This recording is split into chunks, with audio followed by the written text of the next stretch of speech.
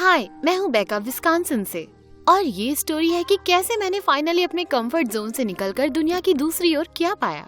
मैं बहुत आराम से पली बड़ी कंट्री के एक प्यारे से फार्म में।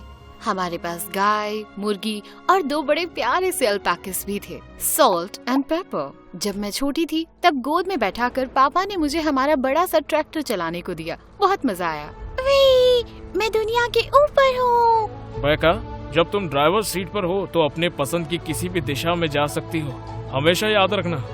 पर जब मैंने सीधा सेब के पेड़ को टक्कर मार दी, अप्स, गलती हो गई। डैड ने मुझे कभी ट्रैक्टर छूने से भी मना कर दिया। आजाद होकर कभी कुछ नया ट्राई करना मतलब तबाही और सजा। उसके बाद मुझे यही सबक मिला था। पर इतने सालों बाद मुझे एडवेंचर की चाह होने लगी, जबकि उससे डर भी लगता था, खासकर जब मेरे स्कूल की लड़कियां हमेशा मजाक उड़ाती मेरे फटे कपड़ों और घिसे हुए जूतों का। चेहरा तो देखो इसका, कोयले की खदान से आई है क्या? नहीं, लगता है जानवरों के साथ खेल रही थी। आखिरकार इसका इकलौता दोस्त वही तो है। वो मुझे कहते थे बैकरेला, जैसे सिंड्रेला घिसा पिटा नाम था पर चिपका दिया। पर एक दिन चीजें फाइनली बदल गयी जब जर्मनी से हमारे स्कूल में एक एक्सचेंज स्टूडेंट आई। मैं पहले कभी दूसरे देश में रहने वाले से नहीं मिली थी। ये बुक मुझे पसंद है। मिस्टर डैरिसी एकदम ड्रीमी है ना?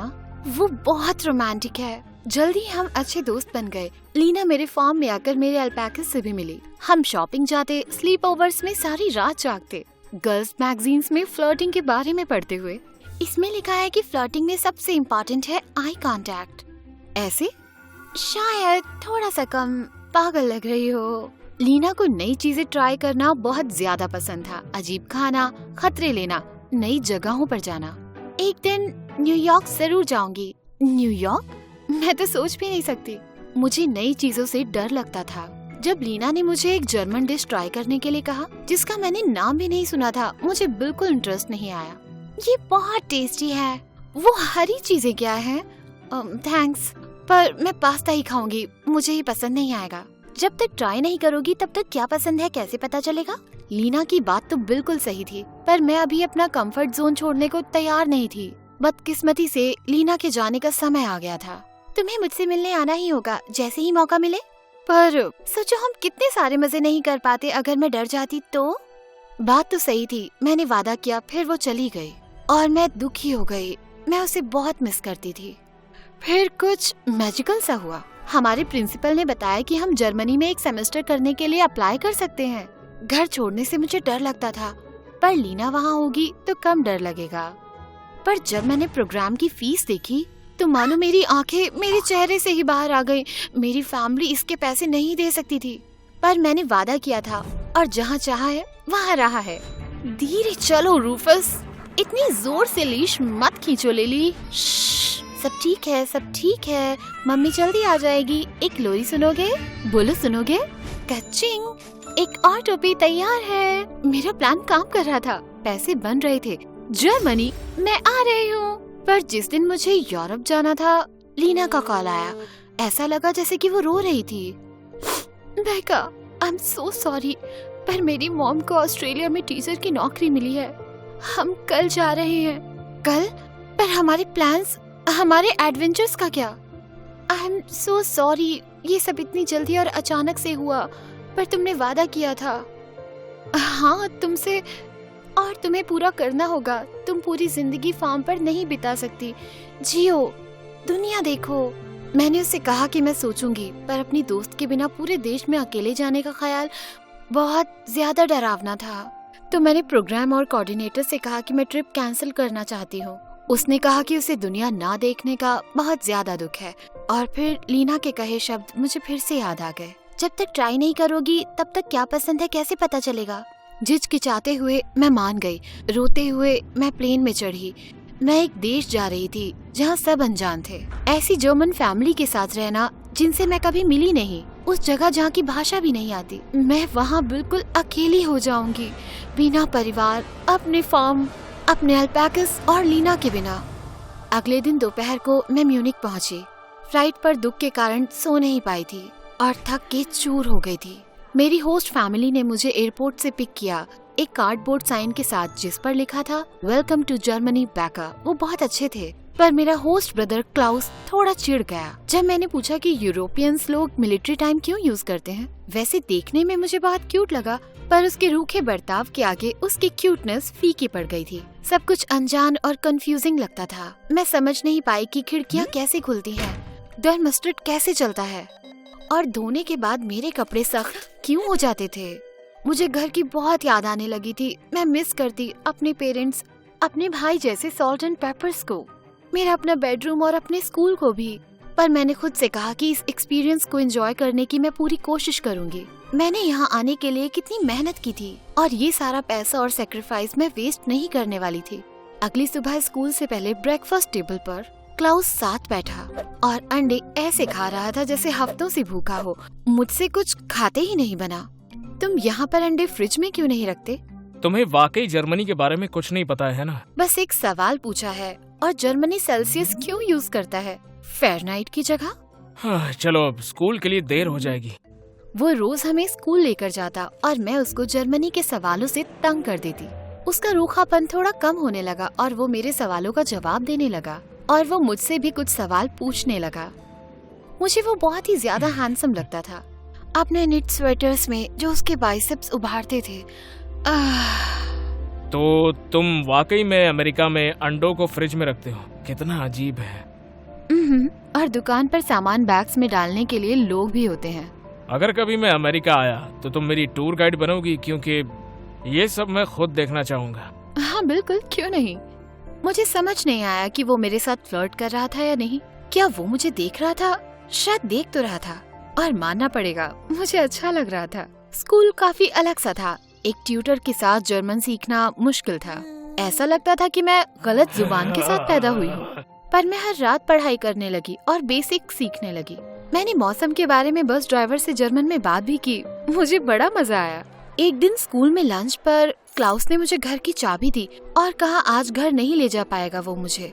उसे मैथ्स टेस्ट के लिए दोस्तों के साथ पढ़ाई करनी थी। मैंने कहा कोई बात नहीं, पर मैं गलती से गलत ट्रेन में बैठकर बिल्कुल दूसरे शहर में ही पहुंच गई। मैंने उसे कॉल किया और पढ़ने की जगह उसे मुझे लेने आना पड़ा। आई एम सो सॉरी, सच में। वो मेरा पढ़ने का समय था। मैं फेल नहीं हो सकता। मैं स्विम प्रैक्टिस में इतना बिजी रहा, तुम ये सब कुछ बिगाड़ रही हो।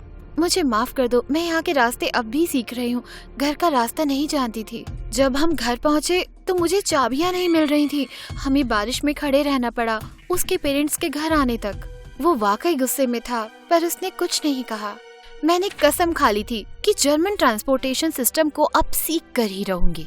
बाद में उस रात उसने मेरे कमरे का दरवाजा खटखटाया। मैंने दरवाजा खोला। हाँ, मैं माफी मांगने आया हूँ। तुम जानबूझकर रास्ता नहीं भटकी थी। तुम यहाँ पर नहीं हो और मैं रूड था। क्या तुम मेरी माफी स्वीकार करोगी? कोई बात नहीं, सब ठीक है। उसने ऐसी मुस्कान दी जिससे मुझे लगा कि मैं गर्मी के मौसम में पिघलती हुई आइसक्रीम हूँ। तुम्हें एक स्टडी बडी चाहिए? एक्चुअली हाँ, बिल्कुल चाहिए। हमने सोफे पर रात बिताई। मैंने फ्लैश कार्ड से उसका क्विज लिया और बाकी रात हमने बातें करते, हंसी मजाक करते हुए बिताई। ये इतना रोमांटिक था, पर वो शायद अब भी मुझे एक दोस्त की नजर से ही देखता था।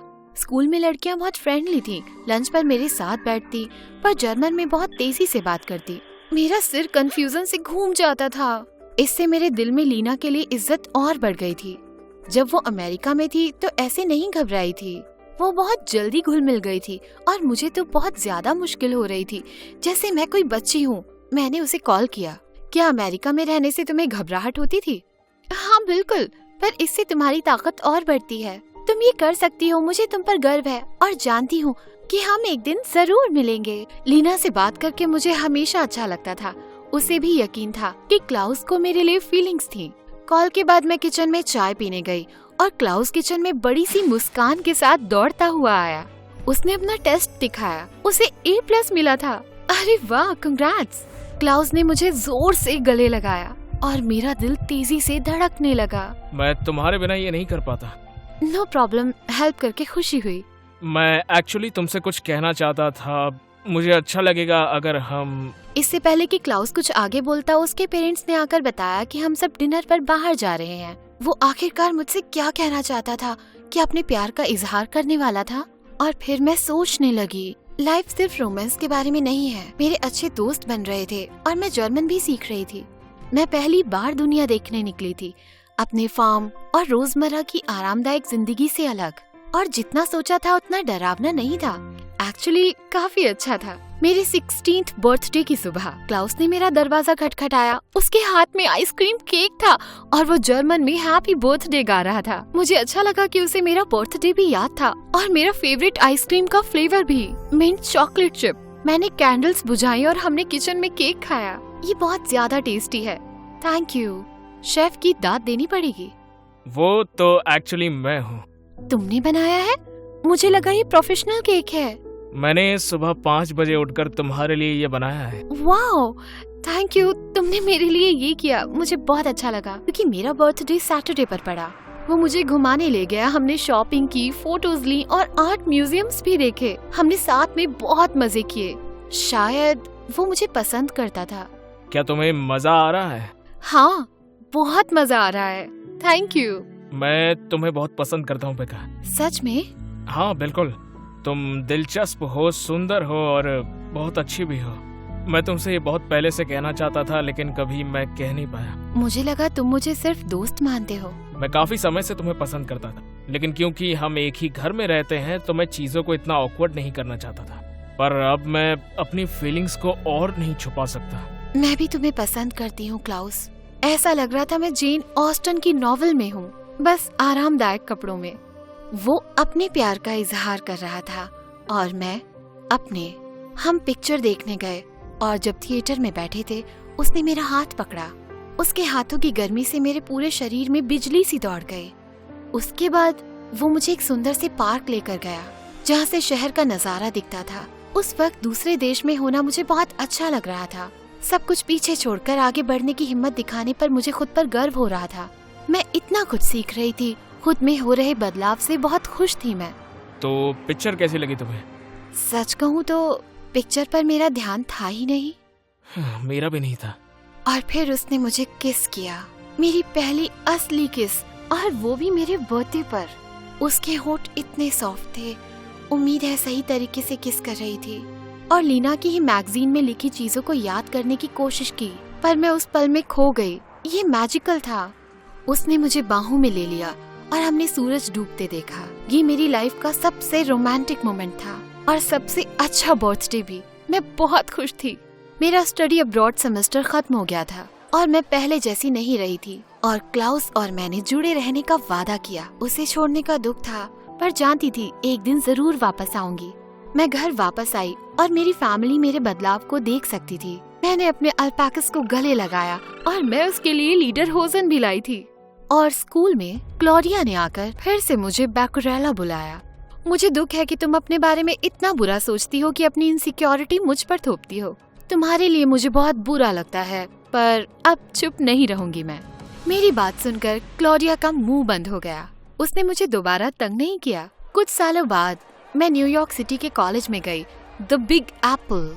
हॉस्टल में मैंने शहर को अपनी खिड़की से देखा। सब कुछ नया और अलग था। मुझे थोड़ी घबराहट हुई, पर मैं इसके लिए तैयार थी। मेरा दरवाजा किसी ने नॉक किया।